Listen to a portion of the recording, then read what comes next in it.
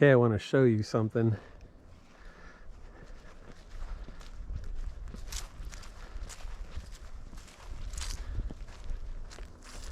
Do you see that tree and the yellow leaves that are falling off onto the ground? Yeah, that's bad. It's fall here in South Dakota. We just harvested gourds. I could show you something here. I don't think we've looked at this. So this is my Polaris Razor, right? Remember the Polaris Razor 900 that I had? Oh my gosh. All I ever did was fix broken things on it. Treated it like I babied the thing everywhere. Oh, look, marshmallows. My daughter has been roasting marshmallows on the fire pit, and there's the bag of marshmallows. Still out here sitting on the tractor. Okay, so the John Deere loader backhoe, that's my Polaris Razor. So, yep, put the Razor up for sale. And as soon as it sold, I took the money and threw it into the John Deere. Didn't quite buy the John Deere tractor, but it came pretty close. And so that's my new Polaris Razor. Pretty tickled with it, really. It was really nice, fairly new, diesel, runs great, does what I need it to do. Okay, so we were talking about the leaves falling off these trees and why that's bad. And here's why that's bad. Here's why that's bad.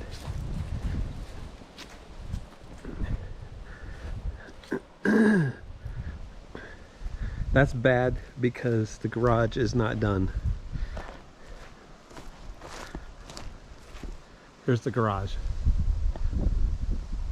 And the reason the garage is not done is twofold.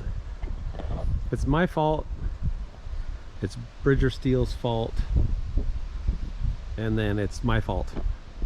So when I ordered steel for the roof, I told them that we had 12-inch overhang brackets on the eaves.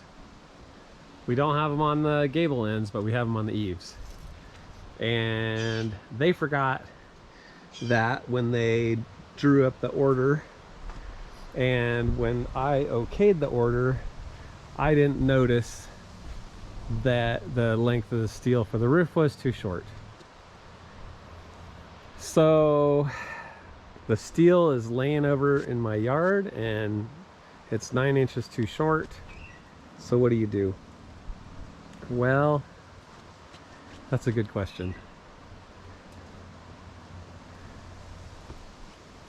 So here's what we decided to do. I ordered 40-inch pieces of steel to go on the peak of the roof where it's going to be short. It's going to be short on the peak. I'm not gonna put the short pieces on the bottom and then overlap them with the long pieces. I don't think it really would make no difference at all. I could do it either way. Maybe the jury's still out on that. Maybe I put the short pieces on the bottom and then the long pieces up to the gable or up to the peak. So this is a Versatube garage, and it's just sitting on concrete pylons is what it's actually sitting on. There's another one. They go across the front there, and then you can see the concrete pylons going down the side. The timbers are only in there to hold the gravel in because I filled the foundation with gravel. So the timbers hold the gravel in, and then I will go, when I'm all done, I'm going to go back with I don't know, some kind of a steel sheeting, probably just a galvanized decorative tin, and I'll go around the bottom and dress up the bottom so that you don't see the timbers.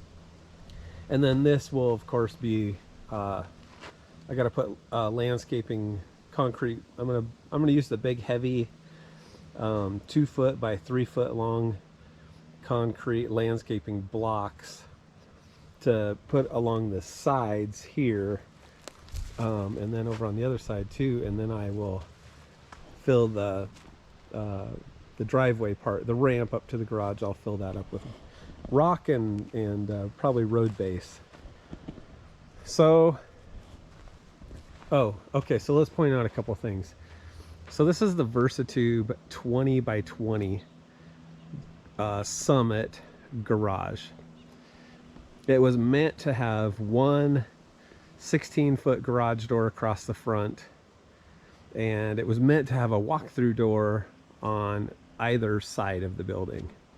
Well, if you know me a little bit by now, you know that nothing ever nothing ever stays the same, right? I have to modify everything to better suit my needs, and that's what happened here. So I wanted 2 separate 8-foot garage doors, because if you're going to park 2 cars in a garage, you need that space in between. And I don't have the steel on the front here to finish that yet, but if you're going to have 2 cars parked in a garage, you kind of need, you know, the 8 feet wide doesn't cut it, because you have to pull in, you almost have to pull both cars in at an angle away from each other so that you have enough room to open the doors. But if you pull in through an 8-foot wide door, I wish I could have gone 9. Wish I could have gone 9 on both doors, or, you know, it would look silly to go 9 on one and 8 wide on the other, but at least 8 is better than nothing. So at 8 feet wide, when you pull a car in, if you want to stay off to the left on the left side, and when you pull in on the right side, stay off to the right a little bit, that gives you lots of room to open doors, you know, open your car doors inside the garage and not be dinging into your other car or whatever. So that's kind of why I like to have the doors separated into 2 doors instead of 1 door. On our house, we had one 16-foot door, and you know, the other side of that too is a 16-foot door is so long that it starts to get flexible a little bit, and as your opener is opening the door, you know, a 16-foot door can flex and twist a little bit, and I think they tend to have more problems.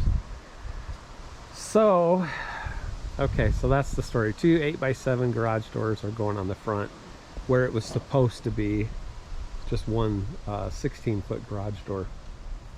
The other thing I did was put my walk-through door, okay, you can see it on the back of the building. Okay, my walk-through door I put on the back of the building because I didn't want it, well, first of all, I didn't want it on the west side, because that's where the wind and our snow and everything else is gonna come, you know, at the building. So I put it on the back so that it's on the south side of the building, so I shouldn't have wind and snow blowing in to the garage every time I open the walk-through door. So, okay, so this is Versatube Structure. When you first start out, the first thing that you do is lay out your side panels, your side rails down here on the ground, and they have tubes. They have these short tubes welded to them, which makes it kind of nice, because then when you build your rafters, okay, so the rafter assembly goes up and over and then down the other side, right? So once you lay your channels down on your foundation, whatever type of foundation you have, and you screw them down so they can't go anywhere, then you can actually build your rafters inside the garage. Just lay them on the floor and put your rafters together, and then you can okay, here's a hint that I saw. when you put your rafters together and they're laying inside the garage, go ahead and measure them and mark them for your hat channel. That way you have a mark on every rafter in the exact same spot to line up your hat channel on the roof. That was a great hint that I saw on somebody else's YouTube channel, and I thought, man, I wish I had known that hint before I started building a Versatube garage. Let's see what else. So the rafters, notice there's no support that runs across the rafters. They have no alternative support other than just the strength of the overhead rafter themselves. If you live in an area where there's not a lot of snow, heavy snow load and things like that, I think you can get away with that probably just fine.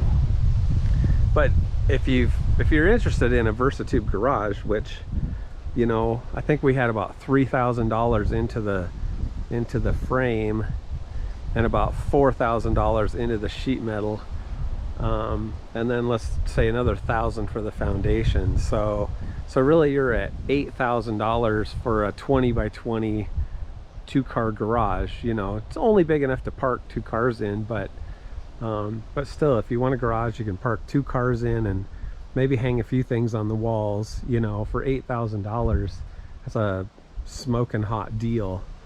But they sell rafter supports for people that live in areas of high snow load. And in fact, when you order the garage kit, they ask for your location because you have a score. You have a snow and wind score for your area. And so they said for my area that I didn't need truss supports. Well, I tell you what, I beg to differ with them. And once I get it closed in, I do want to get the roof panels on so that it's closed in. And once it's closed in, I'm going to go ahead and purchase the steel tubing to put my own roof supports in. So I like the open design all the way through. Very cool. I could actually see in an area where if I didn't need truss supports in the way, I like that high peak area right down the center.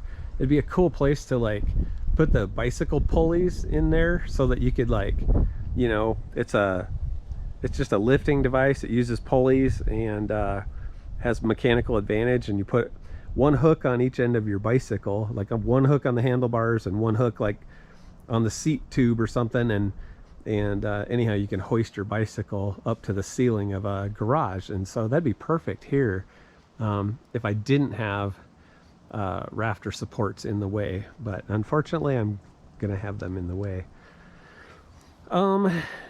Let's see what else.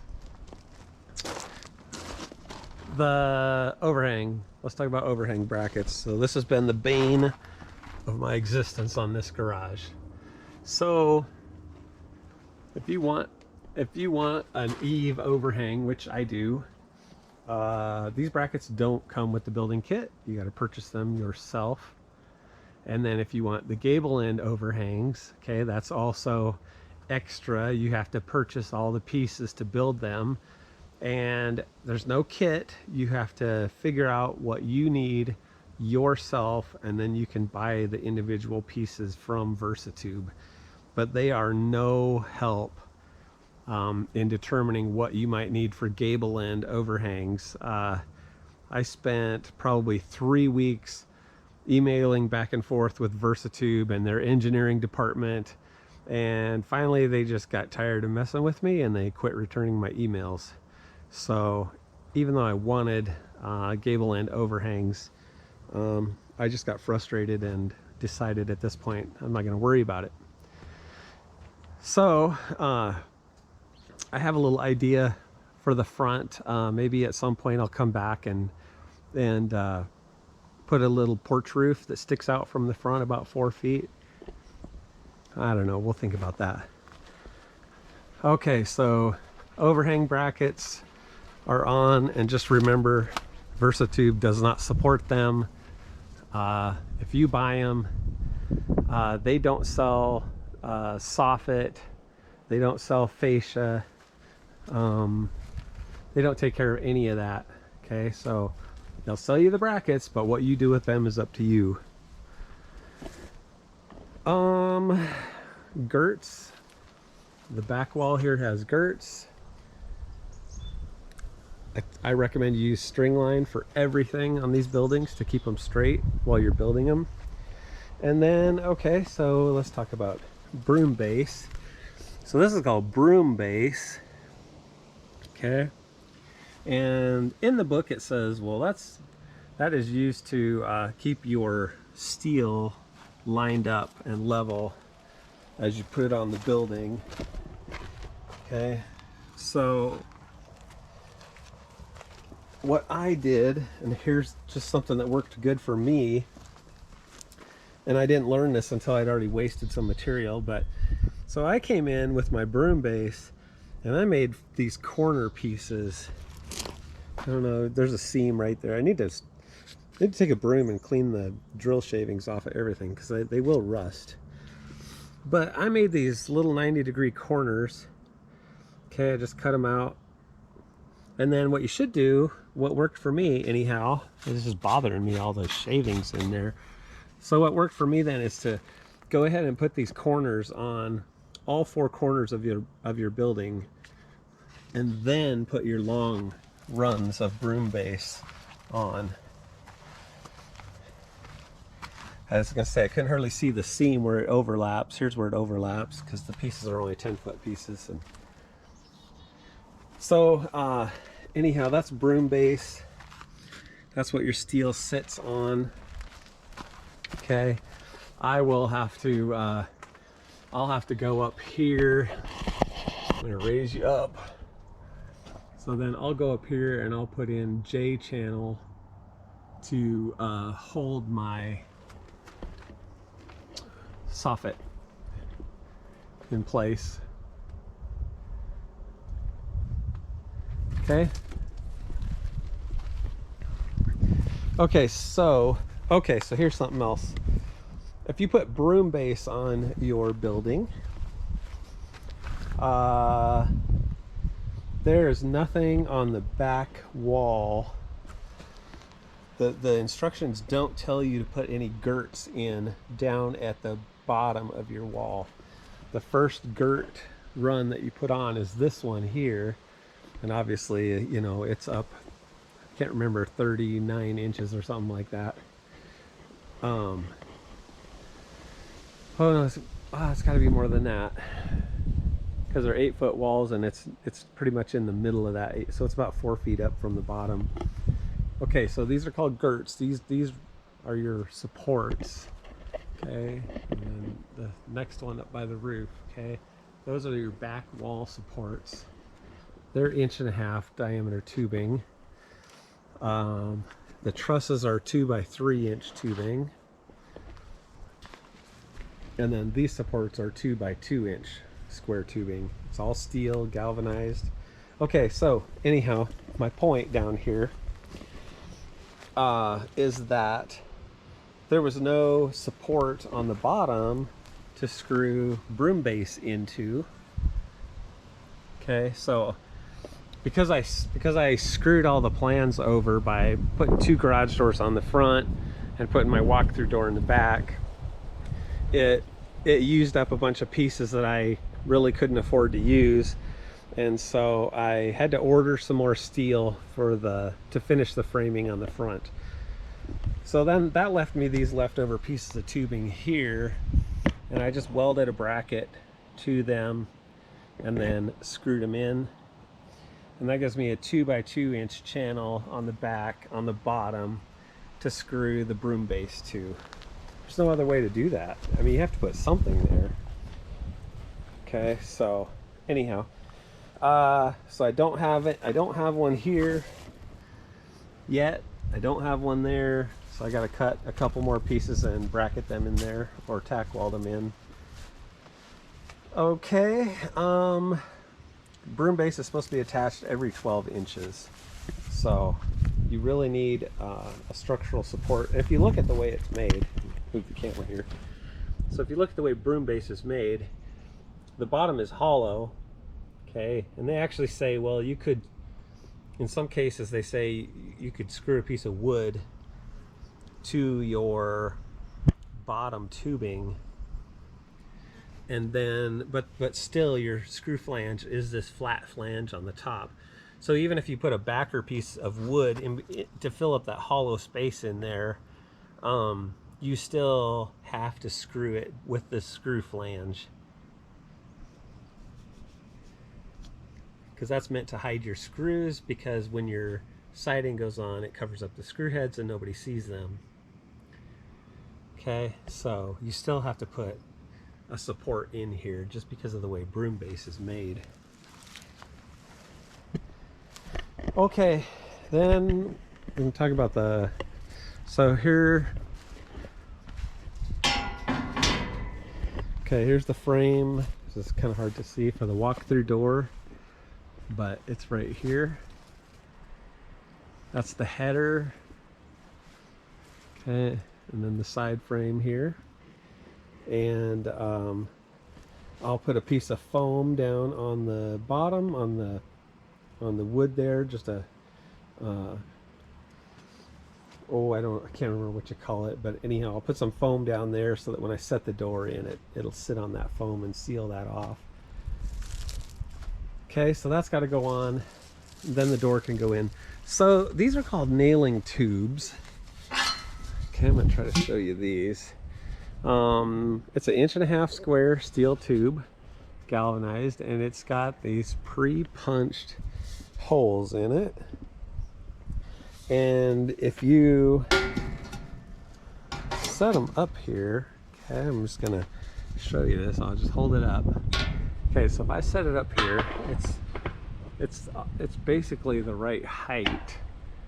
And so one picture in Versatube's instructions, they say to put these nailing tubes on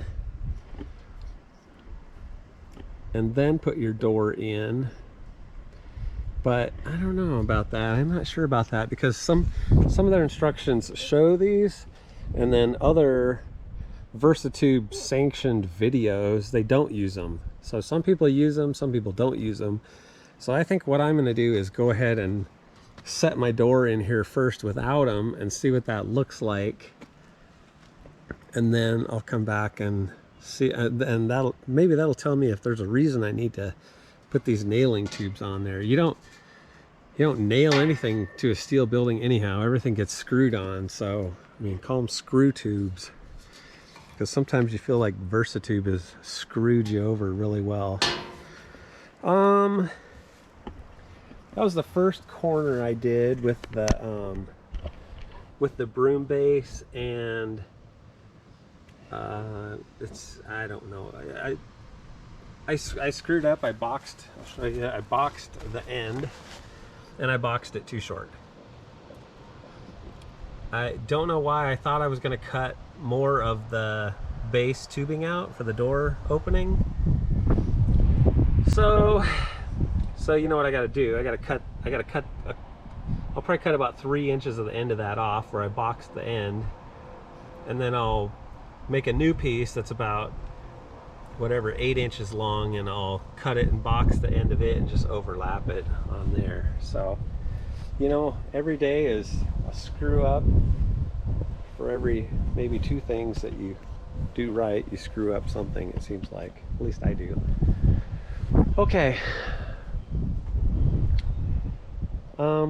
Oh, so this is why I haven't been working on the boat, because I'm trying to get this done, and I'd like to put the boat in here. I'd like to put the John Deere tractor for sure is going in. My riding mower, I'd love to get it in here, and I don't know, I guess we'll see what we got left for room after that. I really need another garage, so eventually on this side of the garage, which is the west side, my plan has always been from the beginning to put about a 10-foot wide lean-to on this side here, all steel, no wood. I'll have steel posts in the ground, some heavy steel posts in the ground, and then I'll close it in on 3 sides, and I'll leave the front open because the boat is actually longer than my garage. I know it's an 18 whatever, STE 181, a little over 18-foot long bass boat, but when you add the trailer hitch on the front and the outboard motor on the back, the thing is like 24 feet long, you know, so it doesn't fit in the garage. So my plan has always been from the beginning to build a lean-to onto the garage on the west side and park the boat in there. So okay, the boat, I have a nice cover for the boat. Yeah, I know, that's great, but I'd still rather have it in a covered location. So I won't get the lean-to done this year. That'll be a spring, that'll be a project to start in the spring when the ground thaws out. Okay, that's about it. Could pan a little bit to the garden here, show you it. It's pretty much been harvested. We had them, I don't know why we have flowers growing in the garden. They're cool, they're pretty. We haven't picked onions yet. I don't know if you can see that. Those are massive onions. So there's tons of onions in there.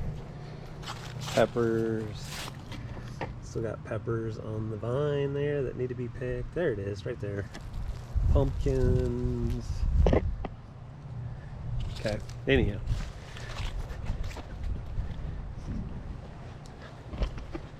Pontoon. It has not gotten a lot of love lately. And then the bass boat. So yeah, I got to get this covered up. It's time to get it covered up. Like I said, I got one more video coming up on the bass boat. I got a few things I'm going to do to it. I'm happy to say that the motor is good, runs good, no problems with it. So we'll come back to the bass boat, and I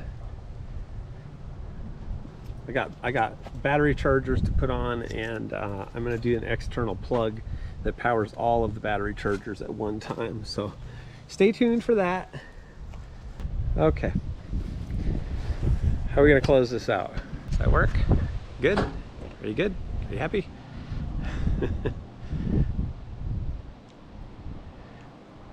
All right, so thanks for joining me today. Stay tuned for, like I said, for the boat video. I got probably 1 or 2 more short videos to do before the snow flies on it. And on the garage over here, I'll keep you updated on how that goes, what happens with it. And and then gosh, you know, I never got the boat on the water this year. Never did. And our summers are so short, and they're so filled up with, well, you know, weddings, funerals, one camping trip, COVID. Yeah, that pretty much took care of summer for us. So, okay, I appreciate you guys. Love your comments. I'll take them all. I get some, of course I get some negative ones, but if they're negative, but they're, how would you say it? If they're civil and negative, I don't mind leaving them up. I don't mind you guys seeing that some people don't like some of the stuff I do or whatever, but for the most part, man, 99% of them are positive, encouraging, uplifting. Sound like a advertisement for our Christian radio station, right? So, all right. Anyhow, that's that. With that said, I'm going to sign off, and stay tuned for more. And you know, one of these days we're going to go out and do something fun instead of just work all the time, right? All right. Thanks. Talk to you later. Okay. Bye, guys.